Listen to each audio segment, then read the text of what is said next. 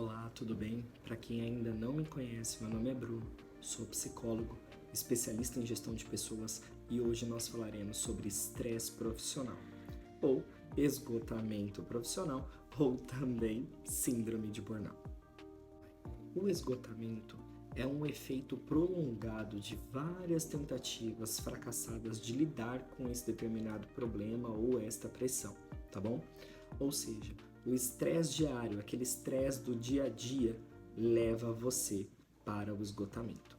O que leva uma pessoa ao estresse profissional?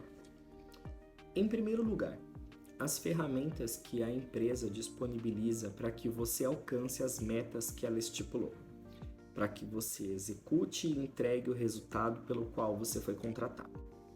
E, em segundo lugar, a exigência que geralmente os líderes fazem para que você alcance esse resultado.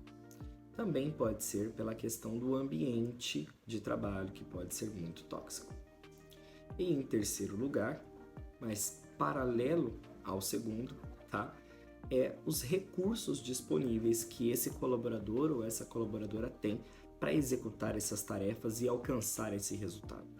E quando eu digo recursos disponíveis, eu estou falando de recursos internos, tá bom? A empresa passou a exigir um pouco mais do que a sua experiência profissional ou seu conhecimento técnico. Ela passou a exigir também a sua saúde mental, a sua saúde emocional, ou seja, competências subjetivas. Quando eu falo de competências subjetivas ou recursos internos, eu estou falando de senso crítico, eu estou falando de resiliência, estou falando de criatividade, tá? Ou seja, os seus recursos internos auxiliam no resultado ou objetivo organizacional. Para que seja caracterizado como esgotamento profissional ou síndrome de burnout, a pessoa acarreta 3 dimensões.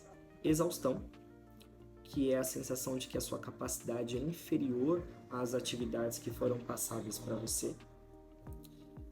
Despersonalização, que é algumas mudanças de características da pessoa em relação aos outros dentro da empresa, seja equipe ou fora da equipe, tá? Muitas vezes vocês já devem ter percebido ou visto algum colega de trabalho que tinha um envolvimento, uma dinâmica bacana com a equipe e aos poucos foi se afastando, começou a trabalhar de uma maneira robotizada. Em alguns casos, desenvolveu uma capacidade ou um comportamento desajustado de excesso de ironia ou de cinismo dentro dessa empresa. E por último, não menos importante, é o envolvimento pessoal com o trabalho. É a percepção de que você não tem a capacidade necessária, é a baixa autoestima, de que não é o suficiente o tanto que você produz. Começa a surgir pensamentos negativos e muitas vezes o desejo de abandonar o trabalho. E preocupado com isso, eu trago algumas dicas de como os meus colegas de profissão podem auxiliar para que a gente traga o máximo de segurança psicológica dentro da organização. Alinhamento de valores, transparência de objetividade, para que a gente consiga alinhar a expectativa desse colaborador e ter uma clareza no que a empresa espera deste colaborador. E 2, fornecer meios e ferramentas adequadas para que este ou esta colaboradora atinja o que é esperado.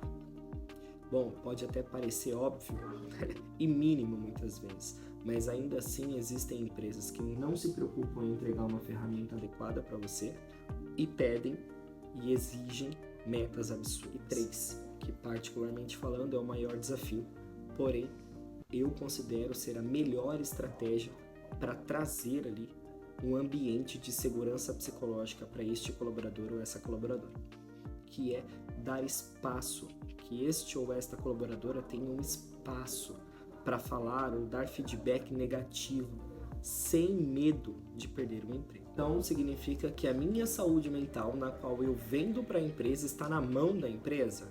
Não necessariamente, você também pode fazer a sua parte. Você é multifuncional, mas não é multifoco. Então priorize. Como a própria palavra já diz, só existe uma prioridade. Se você não recebe, procure feedback. É importante você saber se o caminho que você está percorrendo está correto ou não. E antes que você passe por todas as adversidades para entregar esse resultado e no final perceber que esse resultado não era o que a empresa gostaria, você pode fazer ajustes caso você solicite feedbacks constantes no meio do percurso. Olha, outro ponto que eu considero muito relevante, mas é muito difícil: aprender a dizer não. Você, como multifuncional, sabe as tarefas que você precisa entregar. Então, quanto mais você for aceitando tarefas, mais difícil será de você cumprir o seu prazo ou, pelo menos, atingir com qualidade o seu resultado.